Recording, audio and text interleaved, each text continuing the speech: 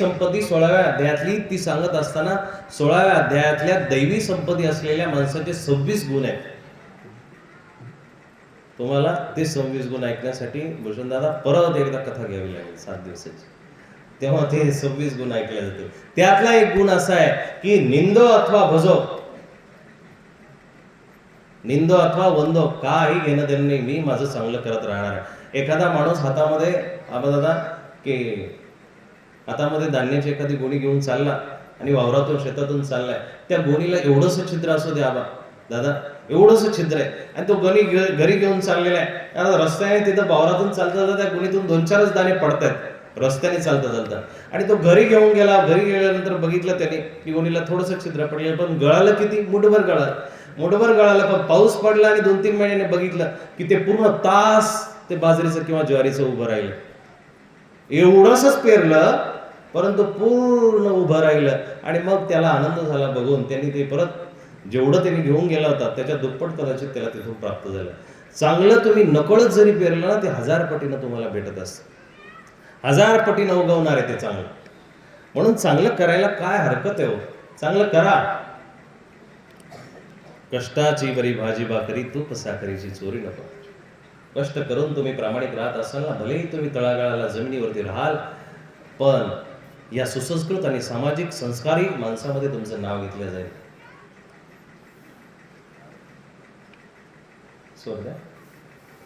ज्ञान देवाला जगाने मारिले निंदिले किती, परितयाच्या समाधीवरती लोक अश्रू ढाळती.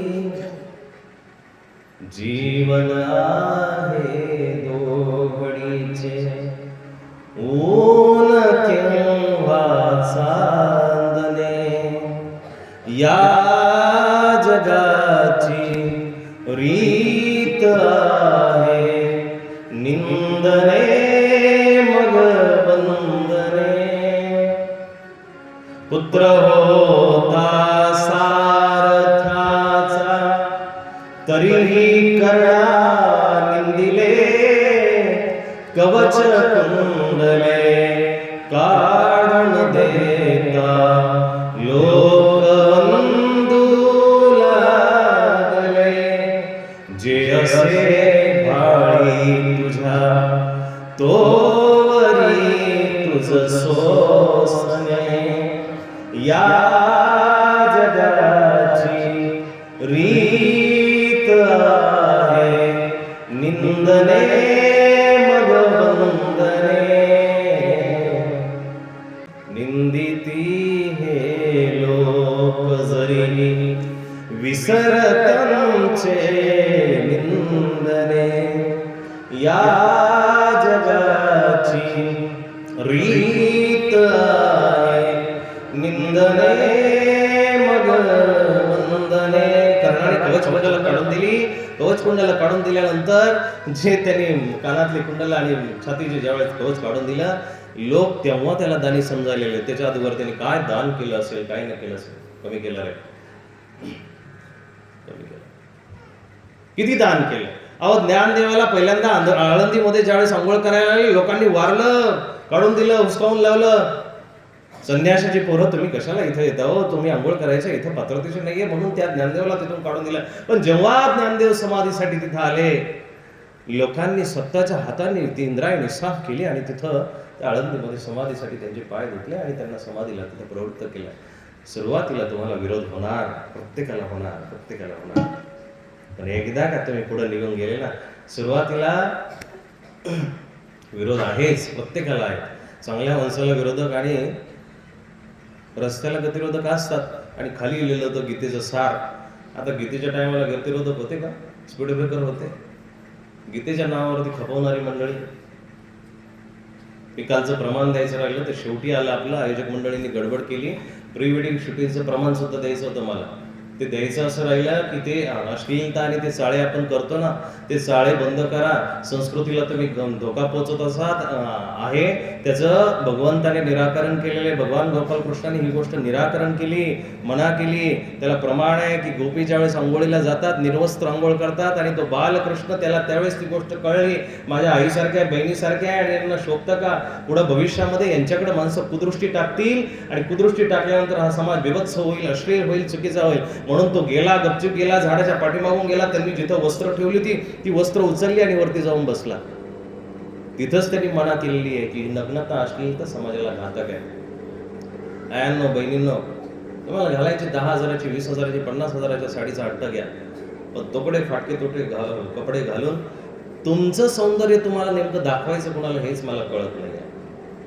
तुम्ही ज्या पतीसोबत आहात किंवा ज्याच्यासोबत कमिटेड आहात त्याच्यासाठी तुमचं सौंदर्य आहे, त्याच्यासाठी तुमचं वैभव दिसलं पाहिजे. आणि तुम्ही त्याच्यासमोर आबाळ गबाळ राहणार, त्याच्यासोबत कधी मेकअप नाही आहे, त्याच्यासमोर कधी तोंड बसणार नाही, कधी काही शृंगार करणार नाही, आणि बाहेर निघाले का मग शृंगार करत जाणार, ह्याला कुठला न्याय हो? म्हणजे तुम्ही जगासाठी दाखवताय ना, स्वतःसाठी जगा, स्वतःसाठी जगा. स्वतःचं आयुष्य स्वतःला सुंदर करता आलं पाहिजे आणि तुमचा चेहरा पाहिल्यानंतर तुम्हाला प्रसन्न वाटलं पाहिजे.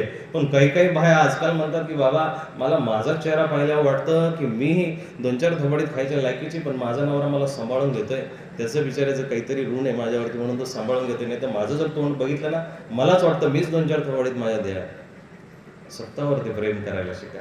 ज्याला स्वतःवरती प्रेम करता आलं, ज्याला स्वतःला समजता आलं, जो माणूस स्वतःच्या तत्वाला जाणणारा झाला, मग तो क्रोधी असेल, कामी असेल, भोगी असेल, उपभोगी असेल, ईर्षाळू असेल, द्वेषी असेल, समजा, स्वतःला समजा. कधीतरी स्वतःच्या आतमध्ये डोका आणि डोकावून तुम्ही शोधा की नेमकं वाईट कोण आहे, नेमकं चुकीचं कोण आहे. समोरचा व्यक्ती चुकीचा आहे, चुकीचा समोरचाही नसतो, तुम्ही नसतो. आई, चुकीचं कोण असतं माहिती का? चुकीचे विचार असतात.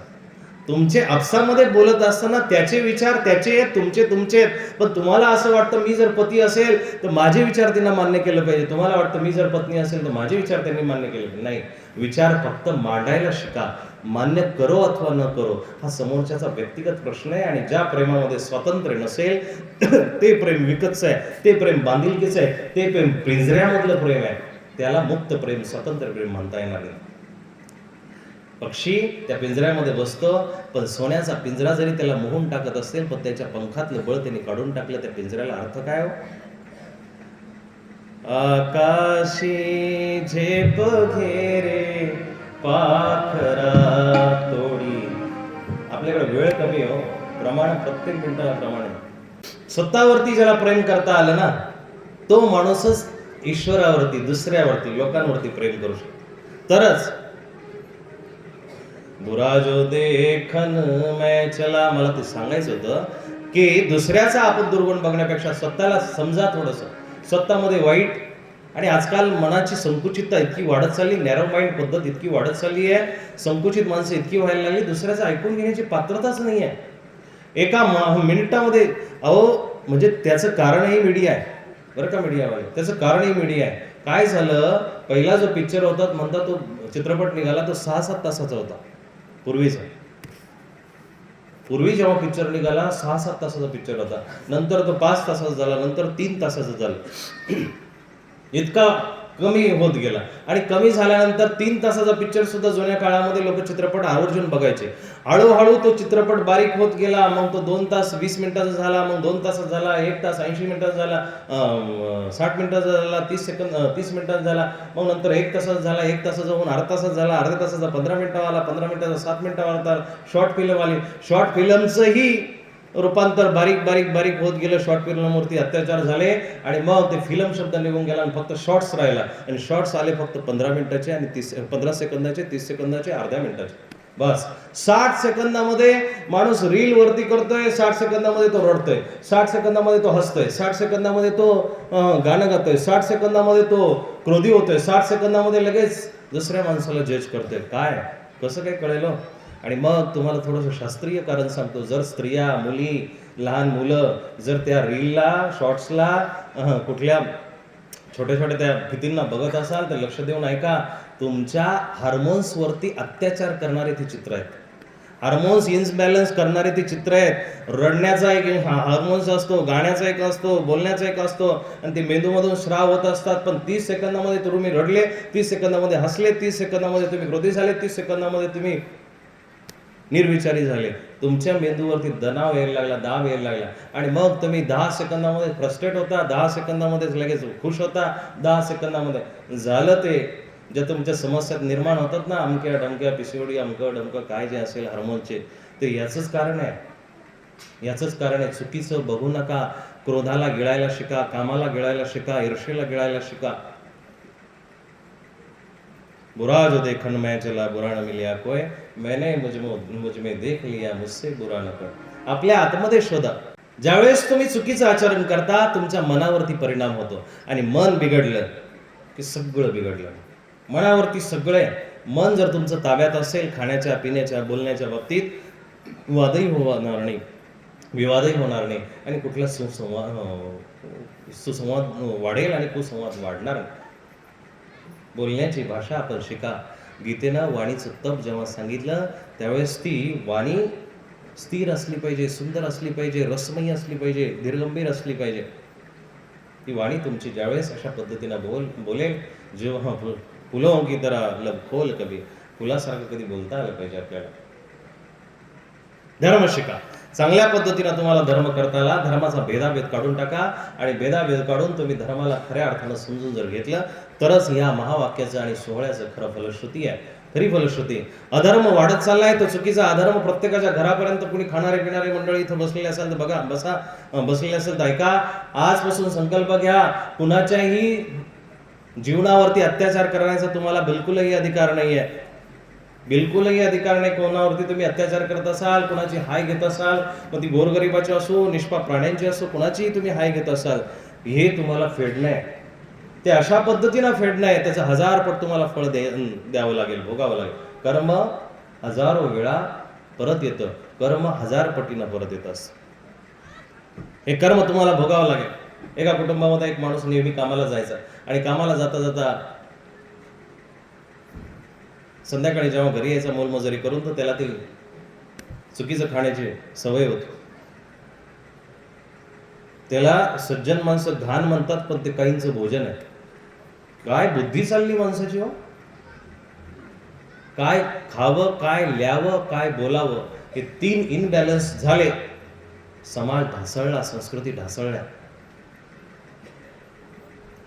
संध्याकाळी घरी यायचं आणि पिशवीमध्ये काही ना काहीतरी एखादा प्राणी घेऊन यायचा, आणि घरी आल्यानंतर काय करायचं, त्या प्राण्याला घरीच, जुन्या काळामध्ये अशी चौकामध्ये दुकानं नव्हती, त्यांची चूक नाहीये, त्यांच्या डिमांड तुम्ही वाढवल्या म्हणून ते ठिया मांडून बसलेत तिथं एखादं बदामाचं मिठाईचं दुकान उघडा ना, आणि ते खायला प्रवृत्त करा लोकांना. खायचंच आहे, पोट भरायचं तर चांगलं खायला काय हरकत आहे, पण नाही. जीवाची मती इतकी घाण आहे, अधरती इतकी वाईट आहे की तो वाईटाकडेच जात असतो, चुकीच्या गोष्टीकडेच जाईल. कावळ्याला कितीही आंघोळ घातली, कावळ्याला कितीही चांगल्या पद्धतीनं धुतलं ना, तर तरीही तो ज्यावेळेस खायला जाईल, तो ज्यावेळेस घ्यायला जाईल, त्यावेळेस तो चुकीचंच खाऊन येईल, त्यावेळेस तो चुकीचंच घेतल्याशिवाय जाईल. त्याला कितीही तुम्ही चांगल्या राबसू दुतला दुधा माझे, वायसू दुतला दुधा माझे, परी तो नव्हे श्याम करणं. आणि त्याला कितीही चांगल्या पद्धतीनं तुम्ही धुतलं, तरीही तो परत तसा होत नाही. त्याला कितीही तुम्ही धुवून जरी तिथं ठेवलं, पण तो माणसासारखं किंवा चांगलं आचरण न करता तो वाईटच आचरण करतो, आणि वाईट आचरण करून परत त्या घाणीमध्येच लोळायला जातो, परत त्या घाणीकडेच बघतो. तुम्हाला कितीही चांगलं सांगून तुम्ही इथं चांगले शिकवण्यासाठी, सांगण्यासाठी बसलेले आहात, आणि तुमच्या सगळ्यांसाठी इथं चांगलं एक प्रदर्शन भरवलंय, धर्माचं, संस्काराचं केंद्र इथं या ठिकाणी उभारलेलं असताना सुद्धा तुम्हाला जर चांगलं ऐकावं वाटत नाही, हा आयोजकांचा दोष नाही आहे, हा तुमच्या कुबुद्धीचा दोष आहे. तो माणूस दररोज जायचा आणि घेऊन यायचा, घाण काहीतरी घेऊन यायचा, घाण घेऊन आला की तिथं त्या घरामध्ये सगळ्यांच्या लेकरांच्या समोर त्या प्राण्याला समोर ठेवायचं आणि कापायचं, त्याच्यावरती हत्यार चालवायचं. त्या घरामध्ये एक 8 वर्षाचं पोरगं होतं, एक 2.5 वर्षाचं पोरगं होतं, एक 4 महिन्याचं पोरगं होतं. त्याला 3 लेकरं होतं. घरामध्ये नवरा बायको, त्याची ती 3 लेकरं, आजी आजोबा, असा सगळा परिवार राहतो. सगळा परिवार राहतो. आणि मग तो घेऊन यायचा. घेऊन आल्यानंतर व्हायचं काय, तो तिथं समोर ठेवायचा, त्या लाकडाच्या तुकड्यावरती ठेवायचा. आणि लाकडाच्या तुकड्यावरती ठेवल्यानंतर त्या लेकरांसमोरच तो त्याच्यावरती चाकू चालवायचा, तुकडे करायचा, त्या पत्नीकडे द्यायचा. ती लेकरं ते बघायची. आणि बघता बघता एक दिवस त्या 8 वर्षाच्या पोराला जवळच बसवलेलं होतं. त्याला म्हटलं, पप्या हे दिसतंय ना, हे काय मी आणलेलं? हो पप्पा दिसतंय. जो XYZ प्राणी असेल, दिसतंय. त्याला असं करायचं असतं बरं का, अशा पद्धतीनं त्याचं स्वच्छ करायचं, अशा पद्धतीनं त्याच्यावरती चाकू चालवायचा. तो त्याला शिकवत होता. त्या पोराने बघितलं. आणि बघितल्यानंतर एक दिवस असं झालं की ती 2-3 पोरं ते खेळत होती. ते 8 वर्षाचं पोरगं आणि 2.5 वर्षाचं पोरगं छतावरती खेळत होती दोघं. खाणारे पिणारे मंडळी कोणी बसलेली असेल तर ऐका, खूप चांगला सुंदर दृष्टांत आहे. आणि मग ते 8 वर्षाचं पोरगं तिथं वरती खेळत होतं, 2.5 वर्षाचं खेळत होतं. आणि खेळता खेळता त्या 8 वर्षाचं पोरगं त्या 2.5 वर्षाच्या पोराला म्हटलं की दादा, आपण आहे ना, जसं पप्पा संध्याकाळचं ते करतात ना, त्या प्राण्याला आणतात आणि त्या चाकू चालवतात, तशा पद्धतीने आपण खोटं खोटं वरती खेळू. छतावरती दोघं बसलेले खेळतायत. ते खोटं खोटं खेळू म्हणा. मग खोटं खोटं कसं खेळायचं? म्हटलं, मी तुझे कपडे फाडील आणि तू ते जसं प्राणी ओरडतो तसं तू ओरडायचं. मी तुझ्यावरती ते चाकू लावेल आणि मग तो प्राणी जसा किंकाळतो तसं किंकाळायचं. आपण खोटं खोटं खेळू. दोघांनी ठरवलं. मग खोटं खोटं ठरवल्यानंतर त्या मोठ्याने खालून चाकू घेऊन आला आणि खोटं खोटं हा त्याच्या पाठीमागं पळतोय. जसं तो प्राणी त्याला ज्यावेळेस अंतकाल समोर येईल त्यावेळेस तो जसा घाबरतो पळतो, तसं ते पोरगं पुढं पळालं. शेवटी त्यांनी धरलं आणि धरल्यानंतर त्याला खाली पाडल्यानंतर खोटं खोटंच त्याचा शर्ट फाटला गेला तो शर्ट. तो पोरगा खाली 2.5 वर्षाचं पोरगे हसतंय. झालं असं, हसता हसता ते हसत होतं. मग आता ते किंकाळण्याचा आवाज काढायचा होता, म्हणून यांनी काय केलं की त्याला चाकू नुसता लावला, पण तरी तो हसतच होता. चाकू थोडासा घासला तरी तो हसत होता. या 8 वर्षाच्या पोराला कळलं नाही की त्यांनी जोरामध्ये तो चाकू घासायच्या ऐवजी जोरात चाकू तो जोरात घासायला सुरुवात केली. आणि मग त्या पोराची किंकाळी बाहेर आली, ओरडलं ते, आणि त्या पोराच्या मानेवरती तो चाकू चालवला. जशी त्या लहान लेकराची किंकाळी त्या आईनं ऐकली, ती आई खाली त्या 4 महिन्याच्या लेकराला जे तिसरं पोरगं होतं त्या अपत्याला त्या टपमध्ये भांड्यामध्ये स्नान घालत होती, आंघोळ घालत होती. तिनं जशी ती किंकाळी ऐकली, जोरामध्ये पळत छतावरती आली. आणि छतावरती आल्यानंतर तिनं बघितलं की या मोठ्या 8 वर्षाच्या पोराच्या हातामध्ये चाकू आहे. चाकू बघितल्यानंतर ती खाली 2.5 वर्षाचं पोरगं थारोळ्यामध्ये पडलेले रक्ताच्या. ती जवळच एक लाकूड पडलेलं होतं. ते लाकूड तिनं घेतलं आणि त्याला मारायला निघाली. त्या मोठ्या पोराला, 8 वर्षाच्या पोराला वाटलं की आता आई आपला काय सोडत नाही, आई आपल्याला मारल्याशिवाय सोडत नाही, म्हणून ते इकडं तिकडं पळायला लागलं. छतावरती होतं. आणि मग आईच्या हातातून मार खाण्याऐवजी आपण वाचावं यासाठी त्यांनी त्या पोरांनी छतावरून रस्त्यावरती उडी मारली. खाली रस्ता होता, डांबरी रस्ता होता, त्या रस्त्यावरती ते पोरगं पडलं, मेंदूवरती पडलं, रक्ताच्या थारोळ्यामध्ये ते गतप्राण झालं. पण झाली गंमत अशी आहे, कहाणी कर्माची कहाणी इतकी विचित्र आहे. ती बाई त्या 4 महिन्याच्या लेकराला खाली आंघोळ घालत होती. त्या आंघोळ घालता वरती आवाज ऐकला म्हणून ऐकली. ते 4 महिन्याच्या पोराला कुठं टपामधून बाहेर पडता येते, ते पाण्यामध्ये होतं. आणि ह्या पोराला वाचवण्याच्या नादामध्ये ती पटकन खाली गेली. बघितलं तर 4 महिन्याचं लेकरू त्या पाण्यामध्ये बुडून मेलं. ही कर्माची कहाणी आहे. जर आणि तिनं चुकीच्या पद्धतीनं एखाद्या प्राण्यावरती अत्याचार करत असाल, एखाद्याचा बळी घेत असाल, एखाद्या निरपराध प्राण्याला जर तुम्ही मारत असाल, हे अशा पद्धतीनं हजारो पटीनं कर्म तुमच्या वाट्याला येणार आहे. तुम्ही म्हणाल की आम्ही विकत घेतो, अमकं करतो, तमकं करतो. नाही चालत. देवाच्या दारामध्ये तुमच्या चालण्याचा, बोलण्याचा, खाण्याचा, पिण्याचा, उठण्याचा सगळा हिशोब आहे. डाव्या हातावरती कर्म बसलेलं आहे. एक डाव्या हातावरती चित्रगुप्त लिहायला बसलेला आहे त्याचा सेवक, एक उजव्या हातावरती बसलेला आहे. ह्या हाताने पुण्य कराल, पुण्य लिहिलं जाईल, ह्या हाताने पाप कराल, पाप लिहिलं जाईल. म्हणून सुधरा, थोडंसं बदलून घ्या, स्वतःमध्ये काहीतरी परिवर्तन करा. एवढी मोठी ज्ञान गंगोत्री इथं आल्यानंतर तुम्ही चुकीचं वागू नका. खाणं पिणं जरी तुम्ही सोडलं ना, भरपूर काही झालं हो, भरपूर काही झालं. जास्त काही सांगायची गरज नाही, जास्त काही दाखवायची गरज नाही. बघा, एखादा पोरगा गंध लावलेला असेल, गळ्यामध्ये माळा असेल, व्यवस्थित जर दिसत असेल, तो भलेही आतून खराब असू द्या, भलेही तो वाईट गुंड प्रकृतीचा जरी असला, पण त्याचं बाहेरचं आचरण बघितल्यानंतर त्याचं 50% इम्प्रेशन पडलं. पोरगी व्यवस्थित पंजाबी ड्रेसमध्ये असेल, व्यवस्थित तिनं तोकडे कपडे न घालता व्यवस्थित कपडे घातलेले असेल, गळ्यामध्ये एखाद्या देवाच्या नावाचं लॉकेट असेल, चिठ्ठी असेल किंवा एखादी माळ असेल आणि ती पोरगी गेली, भलेही तिचं आचरण जरी वाईट असलं, चारित्र्य वाईट असलं, तरीही लोक तिला चांगलं म्हणतील. का? कारण तिच्या अंगावरती धर्म आहे, धर्माचं चिन्ह आहे.